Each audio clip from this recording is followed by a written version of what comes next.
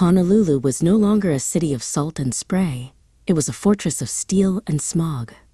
Under the iron grip of EtherCorp, the sun was a memory hidden behind thick gray plumes of industrial exhaust.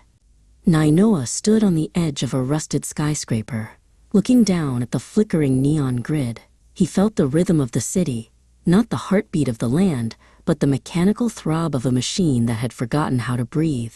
He adjusted his sonic rig, a modified shell horn fused with ancient wood and glowing wires, waiting for the signal. In the shadows of a dying banyan tree, Nainoa met Haunani. She was a kupuna whose eyes held the depth of the Pacific before the oil spills took the blue away. She reached into her woven wrap and pulled out a jagged, pulsating artifact known as the Blue Turban Stone. "The prophecy is waking, Nainoa," she whispered, her voice like sandpaper on silk. "The earth is screaming beneath the concrete. This stone is the key to the first frequency. You must play the song the mountains have forgotten." Haunani closed her eyes, and the air began to shimmer with a jazz-like dissonance. She began the chant of the lava flows, a spiritual map passed down through generations of healers. As she spoke, the smoke above them swirled into the shape of a great fiery bird. "When the metal sky cracks, the red water must rise," she intoned. The prophecy spoke of a spiritual awakening that would wash away the corporate stain, but only if the music was pure enough to reach the heart of the volcano. High above the city, in a tower of glass and obsidian, Akoni watched the monitors. He was the face of EtherCorp, a man who saw the islands as nothing more than a battery to be drained.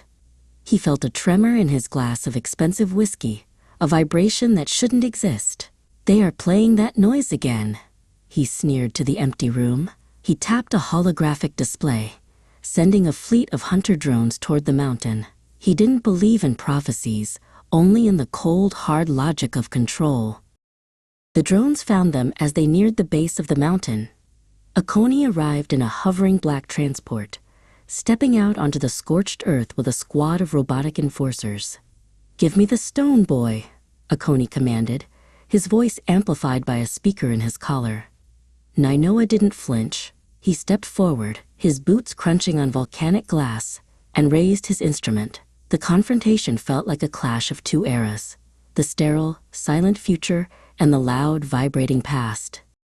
Nainoa struck the first chord. It wasn't just music, it was a heavy hip-hop beat laced with the distorted wail of psychedelic rock. The sound hit the drones like a physical wall, sending them spiraling into the cliffs. He began to climb the steep ridges of the volcano, each step synchronized with the booming bass of his heart. The Blue Turban Stone, now fixed to his instrument, pulsed in time with his movements, turning the gray rocks into a kaleidoscope of shifting colors. Below him, Haunani stood her ground, her presence a shield of ancient mana. As the corporate guards tried to advance, she began a low, rhythmic humming that seemed to thicken the very air. The enforcers found their movements slowed, their electronics glitching under the weight of her spiritual aura. She looked up at the peak, her eyes fixed on Nainoa, her spirit fueling the climb he had to make for all of them. Nainoa reached the edge of the crater. The air was sulfurous and hot, a primal energy vibrating through the soles of his feet.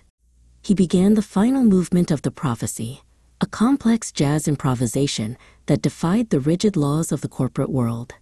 He poured his grief for the dying forests and his hope for the sea into the music. The Blue Turban Stone reached a blinding brightness, and the ground began to groan in response. The earth cracked open, but it wasn't a roar of destruction. It was a sigh of relief.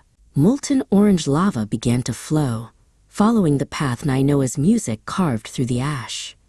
Akoni, watching from below, scrambled back as the fiery river melted the foundations of his towers. The corporate machines stalled, their circuits fried by the sheer spiritual frequency of the island's awakening. The leader realized too late that you cannot own what you refuse to hear. As the sun rose, the smog finally broke. The lava cooled into new land, and from the black ash, tiny green shoots began to sprout with impossible speed. Nainoa and Haunani stood on the shore, watching the first clean tide roll in. The music had changed. It was no longer a battle cry, but a soft, steady groove shared by the wind and the waves.